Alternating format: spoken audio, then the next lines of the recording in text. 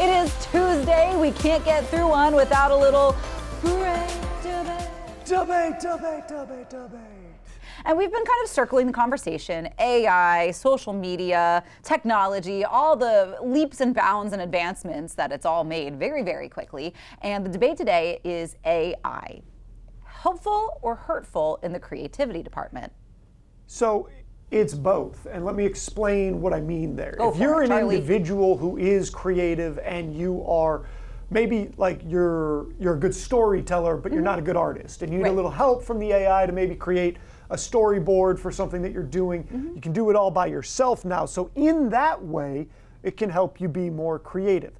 However, where you lose creativity is in the process of working with other people. So in the Yes. past, maybe that same creative person would have had to gone out, found an illustrator, Yes. found somebody that they could have collaborated with. That creative process is now losing some of its benefit. Whereas Yeah. the individual who has the overall theme and idea in their head, they might be able to be even arguably more creative, but it's probably cutting down on the total number of creatives in the process. Yeah, I think you're exactly right. That I think it amplifies the creative vision that one person might already have if you are a creative person. Now, it can't just create creativity out of nowhere. If you aren't a creative person, it's not going to necessarily give you the ability to have an imagination. But I think it does, where it gets hurtful is for working artists, for artists who get paid to sell you their work that you collaborate on for a vision for, say, a graphic novel project. You've got the story in mind, you've got the characters, you've got all of that set and ready to go. Maybe you're not an artist, so you want to do it all yourself and save some money, but now you've hurt that artist's ability to work as a living artist. And that, I think, is my biggest, guilt trip when it comes to using AI. It allows everybody to be as creative as they want to be, but it probably takes away jobs from creative people. And Yes. so that give and take it's tough. It is a hard thing to navigate. It's this brave new world we're in, and none of this stuff is simple. We don't necessarily have easy answers here.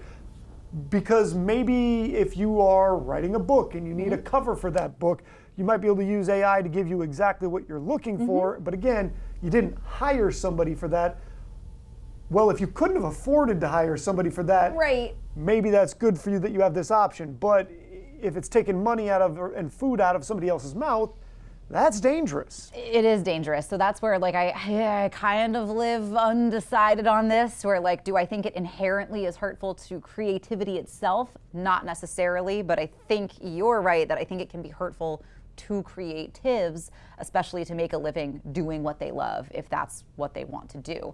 Over at CoastLife.com/vote, we got 100% of you guys saying that it is negative, bad for creativity. And on Facebook, we've got Don chiming in saying, kind of what we said, it amplifies that creativity, but is that a good thing or a bad thing? He wasn't really able to land. It also does open up some doors that maybe people hadn't considered. Like, I watched what is considered a pretty controversial movie this past weekend, where they used AI so that they could it was about Vladimir Putin. They used AI so they could make the face of the actor actually look exactly like him. And I wonder if things we'll see that in movies in the future perhaps, where you're doing a piece about somebody that was a real political figure, and now you can actually make it look like them, and whether that's okay or not. It was interesting to see how they did it.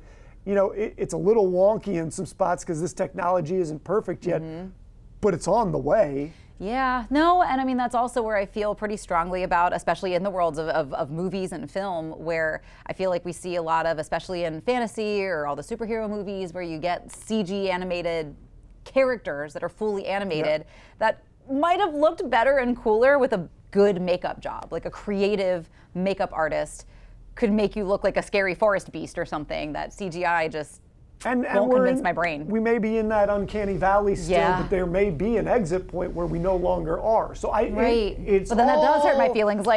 Kid, are you taking the job of a creative It's makeup all the artist? scales of is it too much? Is it not enough? Does it help you get something done that couldn't have been done before? But does it take jobs? It's complicated. It is complicated. So I don't know that I have a final hard answer on this.